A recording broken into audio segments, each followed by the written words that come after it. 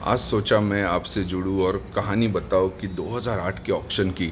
सबसे पहला ऑक्शन जो हुआ था 21 फरवरी 2008 को नरीमन पॉइंट के ट्राइडेंट होटल में, और बहुत ही ज़बरदस्त वो एक अनुभव था इवन फॉर इंडियन ऑडियंसेस, क्योंकि उन्होंने कभी ऑक्शन देखा नहीं था। और इंडियन प्लेयर्स जो बोली लग रही है फॉरेन प्लेयर्स, और वहाँ पर शाहरुख खान, विजय मल्ल्या, तो ऐसे बड़े बड़े टीम ओनर्स भी, तो इंडिया के लिए बड़ी एक नायाब चीज़ थी।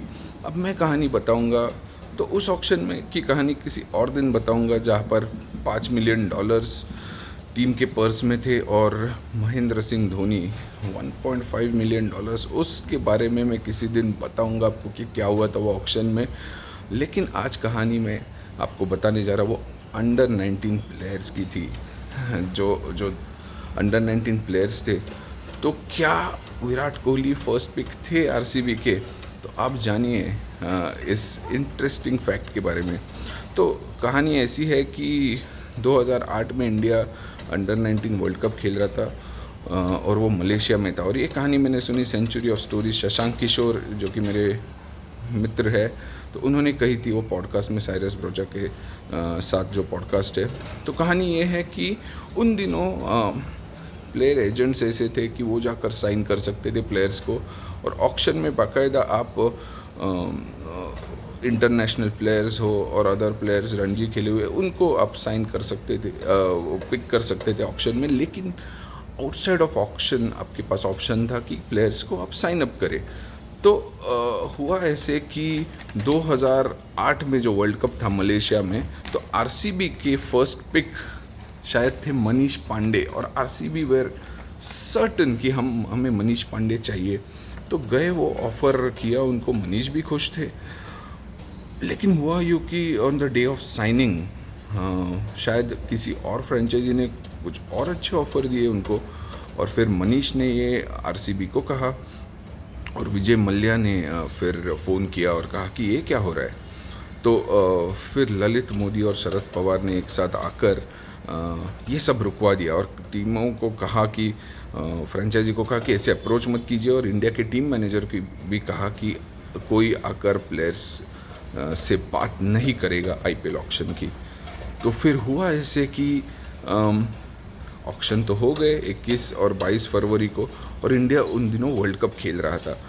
और भारत जब 2 मार्च 2008 को वर्ल्ड कप जीता, तो Virat Kohli became talk of the town. Captain aggression था, रणजी ट्रॉफी भले खेले थे वो 2006 से, और एक हाउस होल्ड नेम बन गए, टेलीविज़न कवरेज मिल गया इन प्लेयर्स को। तो जब ड्राफ्ट पिक फिर बीसीसीआई ने किया, जो एनएफएल का स्टाइल है, जो ड्राफ्ट पिक किया फिर बीसीसीआई ने, और उसके मुताबिक टीमों को पिक्स मिल गए उनके मुताबिक। जैसे कि दिल्ली डेयरडेविल्स उस दिनों थी, उनको फर्स्ट पिक और 14th पिक, आरसीबी को सेकेंड और 13th पिक, मुंबई इंडियंस को थर्ड और 12th pick, Rajasthan Royals 4th 11th, KKR 5th 10th, Kings 11 Punjab 6th 9th, और चेन्नई सुपर किंग्स थे 7th और 8th पिक।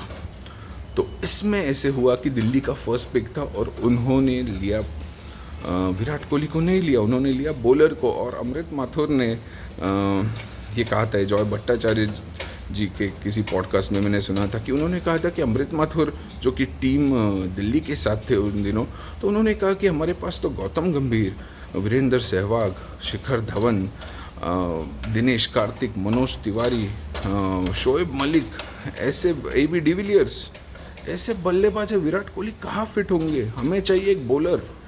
तो वो बॉलर बने प्रदीप सांगवान, और प्रदीप सांगवान ने 5 विकेट लिए थे साउथ अफ्रीका के खिलाफ अंडर 19 वर्ल्ड कप में, और बहुत ही खूबसूरत बॉलिंग की थी। तो प्रदीप सांगवान फिर बने पहले पिक, और फिर आरसीबी जो मनीष पांडे को साइन करना चाहती थी, लोकल कर्नाटका बॉय, तो उन्होंने फिर 2 मार्च को जब वर्ल्ड कप जीता, विराट कोहली के स्टॉक्स तो बढ़ गए। तो विजय मल्ल्या ने कहा हमें विराट कोहली चाहिए, एग्रेसिव कैप्टन जो थे वो चाहिए हमें, वो बड़ा अच्छा खेलते। तो विराट कोहली को पिक किया फिर आरसीबी ने सबसे पहले। मुंबई इंडियंस ने पिक किया सौरभ तिवारी को, जो एक हार्ड हिटिंग लेफ्ट हैंडेड बल्लेबाज, मुंबई इंडियंस के लिए भी बहुत अच्छा खेले वो, बट वो थे मुंबई इंडियंस के first pick, draft pick, under 19 world cup के एक स्टार। राजस्थान रॉयल्स, उन्होंने जडेजा को नहीं लिया सबसे पहले, उन्होंने लिया तरुवर कोहली को, जो कि ओपनिंग बैटर थे वो अंडर 19 वर्ल्ड कप में। केकेआर ने लिया सिद्धार्थ कौल को, जो इंडिया भी खेले बाद में।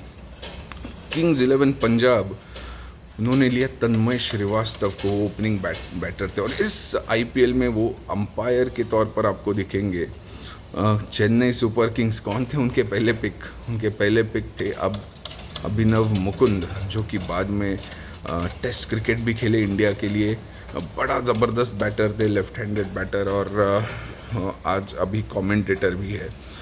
और नेपोलियन आइंस्टाइन उन्होंने पिक किया, 8th पिक।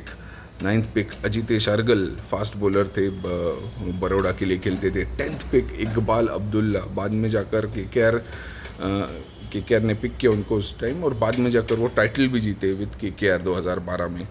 और 11 नंबर के पिक थे राजस्थान रॉयल्स के रविंद्र जडेजा, जो कि बने रॉक स्टार। और पहले आईपीएल जब आरआर ने जीता तो रविंद्र जडेजा उस टीम में थे, शेन वॉन के बड़े पसंदीदा खिलाड़ी थे, और उन्होंने कहा था कि इनमें बड़ा पोटेंशियल है, और आज सर रविंद्र जडेजा बन गए वो। और 12वें पिक थे मनीष पांडे, मुंबई इंडियंस के लिए। और फिर 13वें पिक थे श्रीवत्स गोस्वामी, आरसीबी के लिए वो पिक थे, और वो बने इमर्जिंग प्लेयर उस साल।